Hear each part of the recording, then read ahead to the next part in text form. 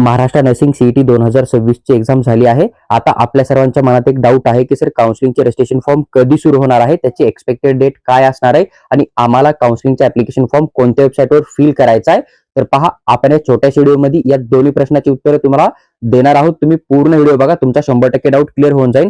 सगळ्यात अगोदर एक गोष्ट लक्षात ठेवा, आपल्याला जो काय ऍप्लिकेशन फॉर्म भरायचा असतो काउन्सिलिंगचा, तो गव्हर्नमेंट ऑफ महाराष्ट्राची जी काय सीईटी सेल नावाची ऑफिशियल वेबसाईट आहे ना, त्या ठिकाणी तुम्हाला तुमचा कॅप राऊंडचा रजिस्ट्रेशन फॉर्म फिल करणे. आता ही जी नोटीस मी तुमच्याबरोबर शेअर करत आहे ती बीएससी नर्सिंग ऍडमिशन जे झाले होते 2025 मध्ये, तर त्यांचा जो कॅप राऊंड 1 होता किंवा कॅप राऊंड 1 कॅप राऊंड 2 पासून जे काय आपले स्पॉट ऍडमिशन होतं ना, तर त्या ठिकाणी जे काय रजिस्ट्रेशन फॉर्म ओपन झाले होते त्याची ही पीडीएफ तुम्हाला बघायला भेटते 2025-26 ची. तर लास्ट इयर ही पीडीएफ जी आहे ती जवळपास यांनी 8/7/2025 ला ऍडमिशन ब्राउचर रिलीज केलं. ऍडमिशन ब्राउचर मध्ये काय राहतं, तर कॅप राऊंड 1 पासून जे कॅप राऊंड लास्ट होणार आहे ना आपला, किंवा आपण ज्याला स्पॉट ऍडमिशन म्हणतो, तिथपर्यंत काय रूल आहेत, स्पॉट राऊंडला स्कॉलरशिप मिळते का नाही मिळते समजा, किंवा राऊंड 1 चे रूल काय आहेत, राऊंड 2 चे रूल काय आहेत. त्याचबरोबर जर एखादा विद्यार्थी ऍडमिशन केल्यानंतर 2 महिन्यानं 4 महिन्यानं ते ऍडमिशन कॅन्सल करतोय, कॉलेज आवडलं नाही किंवा कॉलेजमध्ये टीचिंग चांगली नाही म्हणून, किंवा त्याला अदर कोणत्या कोर्समध्ये जाणार, त्या ठिकाणी तुम्हाला किती रुपये पेनल्टी भरावी लागते, आणि तुम्ही जर ऍडमिशन केलं लगेच 4-5 दिवसांनी कॅन्सल करताय तर तुम्हाला त्या ठिकाणी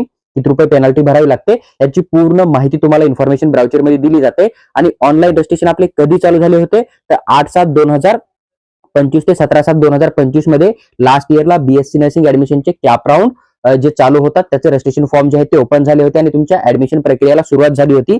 यावर्षी पण तुम्हाला एक्सपेक्टेड डेट जी आहे ना, तर ती हीच घेऊन चालणे, कारण दरवर्षी जी काउन्सिलिंग प्रक्रिया चालू होते ना, तर ती जुलै महिन्याच्या पहिल्या आठवड्यात तुम्हाला बघायला मिळते. आणि हे रजिस्ट्रेशन डेट जरी एक्सटेंड झाली तरी तुम्हाला ऑगस्टच्या फर्स्ट वीक पर्यंत कॅप राऊंड 1 चा जो रिझल्ट आहे ना, तो 100% बघायला भेटेल. तर एक्सपेक्टेड डेट काय असणार आहे आपली काउन्सिलिंग चालू व्हायची, तर 8/7/2025 ते 17/7/2025 या दरम्यान तुम्हाला सीईटी सेल कडून नोटीस मिळू शकते आणि तुमचे ऍप्लिकेशन फॉर्म जे आहेत ते सुरू होऊ शकतात महाराष्ट्र स्टेटमध्ये बीएससी नर्सिंगला गव्हर्नमेंट सेमी गव्हर्नमेंट कॉलेजच्या ऍडमिशनसाठी. तर या तारखेपर्यंत तुम्हाला तुमचे जे आहेत ते पूर्णचे पूर्ण डॉक्युमेंट तयार ठेवणे, जेणेकरून की नंतर तुमची कुठल्याही प्रकारे धावपळ होणार नाहीये. तर ओव्हरऑली जुलैचा जो काय फर्स्ट वीक असणार आहे, फर्स्ट वीक मध्ये तुमच्या काउन्सिलिंगला सुरुवात होणार आहे, ऍप्लिकेशन फॉर्म ओपन होतील, आणि जुलैच्या लास्ट वीक किंवा ऑगस्ट महिन्याचा फर्स्ट वीक जे आहे ते या ठिकाणी तुमचा कॅप राऊंड 1 होणार आहे. आणि ज्या मुलांना जवळपास 50% पेक्षा जास्त मार्क आहेत अशा सर्वच मुलांना राज्यामध्ये कुठे ना कुठे एखादं सेमी गव्हर्नमेंट कॉलेज जे आहे ते अलॉटमेंट होणार आहे, जर तुम्ही काउन्सिलिंग चांगल्या पद्धतीने केली तर. आणि cap round 2nd cap round 3rd मध्ये अजून पण हा कट ऑफ खूप कमी जाऊ शकतो.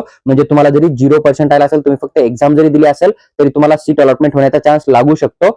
जो तुमचा एक डाऊट होता की महाराष्ट्र स्टेटमध्ये कॅप राऊंडची प्रक्रिया कधी चालू होणार आहे, ऍप्लिकेशन फॉर्म कधी ओपन होतील, त्याच्याबद्दल आपण सविस्तर चर्चा केली आहे. जर तुमचा एखादा डाऊट शिल्लक असेल तर तुम्ही कमेंटमध्ये कमेंट करा, मी त्याचा रिप्लाय करण्याचा नक्की प्रयत्न करेल. त्याचबरोबर जर तुम्हाला DPT medical consultancy through Maharashtra state मध्ये बीएससी नर्सिंग गव्हर्नमेंट प्रायव्हेट कॉलेजच्या ऍडमिशन प्रक्रियेमध्ये मार्गदर्शन हवे असेल किंवा पेड काउन्सिलिंगची रिक्वायरमेंट हवी असेल, तर तुम्ही आम्हाला व्हॉट्सअपवर मेसेज टाका, आम्ही तुम्हाला पेड काउन्सिलिंग बद्दल सविस्तर माहिती नक्की शेअर करू.